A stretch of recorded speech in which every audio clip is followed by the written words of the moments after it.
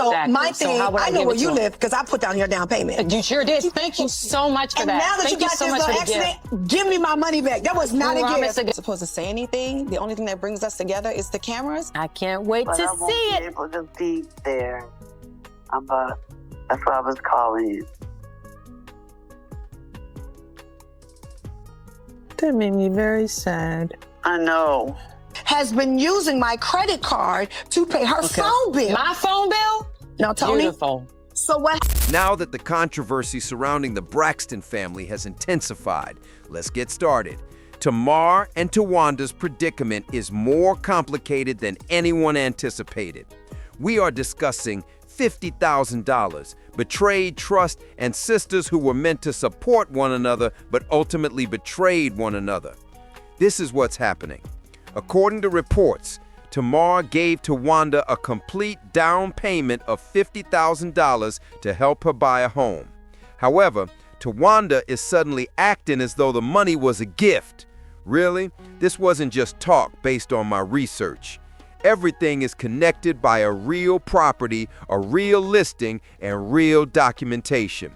Tamar's statement is exactly in line with the same house that was featured on their reality show. This isn't an internet rumor. This paper trail is authentic. The way the other sisters responded to it is startling. Even though Tony and Trina seemed to be aware of what had happened, they continued to watch while Tamar was made to appear as though she was lying or exaggerating. It's chilly, particularly if you are aware that someone is already struggling with mental and emotional issues. Tamar has always been open about her experiences. It's cruel to have your own relatives gaslight you on national television. Tamar now claims that she told Towanda straight out on the broadcast, "I paid your down payment." At the time, Towanda didn't even contest it. In fact, she expressed gratitude to her. I know where you live because I put down your down payment. You sure did. Thank you so much for And that. now that Thank you got so this much little for the gift. accident, give me my money back. That was not a Promise gift. to God. Yes, it was, but it's no, you okay. didn't. How, therefore, can something suddenly become a gift? Come on, girl. That isn't how it operates. What some people have begun to say about Towanda's financial practices is what really fuels this scenario. There are rumors that she has previously struggled with borrowing and spending, which raises questions about whether Tamar's account is accurate. This is especially true given that Tamar stated that Towanda had received some money from a lawsuit or settlement, but had never reimbursed her. It becomes difficult to defend her behavior at that point. The entire situation now appears to be more of a profound betrayal than sisterly love. No, you didn't. Towanda told me her lender needed to see the money in her account and that she was waiting on a check and she would be giving me my money back. I was reluctant, but I said, okay. Thank you so much. You said I will pay you back the next day, and then you listed me as a creditor. Oh my God. In all honesty, it was difficult to watch Tamar maintain her position while everyone else claimed to be unaware of what was going on. That conveys a lot. Money wasn't the only issue here. It's about respect, loyalty, and what happens when a family crisis is made public. This is the section that truly reveals everything, man. For example, even though you have a nice home and your finances appear to be in order, you are unable to repay the sister who supported you during difficult times. That's crazy. Really, the least you can do is put things right if someone offers you that type of support when you're feeling low. Let's dissect this now, because the truth begins to seep through the gaps on the real estate side of this story. Every single dollar must be considered while purchasing a home. No unidentified funds. No, it originated somewhere. The bank requires complete documentation of the source and sender of your funds. A family member may be able to assist you, but everything must be recorded. Therefore, if Tamar actually sent Towanda $50,000, it wasn't a chance gift. That seems like a short-term loan to help her appear financially prepared for the purchase. Because of the way real estate operates, Towanda's claims that it was a gift just don't stack up. This is when things get even more bizarre. According to reports, Tamar said that Towanda had promised to reimburse her for the money the very following day. However, Tamar then found out that Towanda had placed her as a creditor in her bankruptcy case. As in, what? That is audacious. Let me quickly clarify it. Some people will name someone as a creditor in their bankruptcy to have the debt wiped out. I'm not suggesting Towanda did this. In this manner, they have no obligation to reimburse the individual. And you know who loses in the end? The individual who initially assisted them. It's a dubious move, and it is quite disrespectful if that is what took place here. And here's the thing. Tamar's name appears in actual bankruptcy papers. It is available to the public. That in and of itself supports her account. Okay. Thank you so much. You said I will pay you back the next day, and then you listed me as a creditor. Thank you so much. So now it was a gift. Oh, So I give away wow. 50. This isn't merely rumors. It is documentation that has been submitted to the court.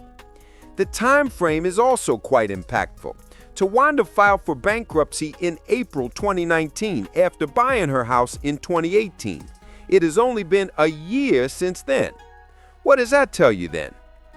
After taking the $50,000 and closing on the property, she abruptly filed for bankruptcy, dismissing her sister as if it had never happened. I'm not sure what constitutes a planned setup if that isn't. It begins to seem as though Towanda never intended to reimburse Tamar in the first place. To further complicate matters, Towanda consistently claims it was only $35,000, but Tamar maintains it was $50,000. How come the numbers don't even add up? $50,000? So Tamar gave me money for my down payment in 2018. She gave me $35,000. The story is obviously being twisted by someone.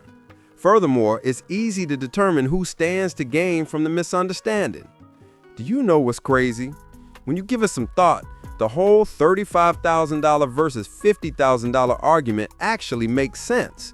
Interest alone might have significantly increased that amount if someone had borrowed money back in 2018 and we were discussing it years later. Therefore, the discrepancy that Towanda keeps bringing up may simply be the consequence of her own tardiness in repaying her debt. And let's be honest, Tamar had evidence that this wasn't a kind, small present.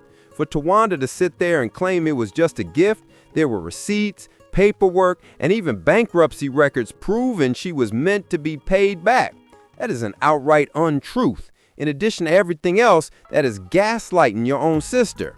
For example, how do you turn something so serious into something lighthearted to save face? It was absolutely a gift. And it wasn't that I approached her. She said, but I want to help you get, it's like, okay. And that's just something that we used to do as sisters, help each other. know the burden on you is the one that made it out. But you gotta be willing to let them fly. I feel like I do. I feel like they don't let me fly. In an attempt to give the impression that Tamar was managing her or using money to exert control over her, Towanda attempted to portray Tamar as the one extending assistance that she had not requested. Come on, no. Tamar has assisted her in the past.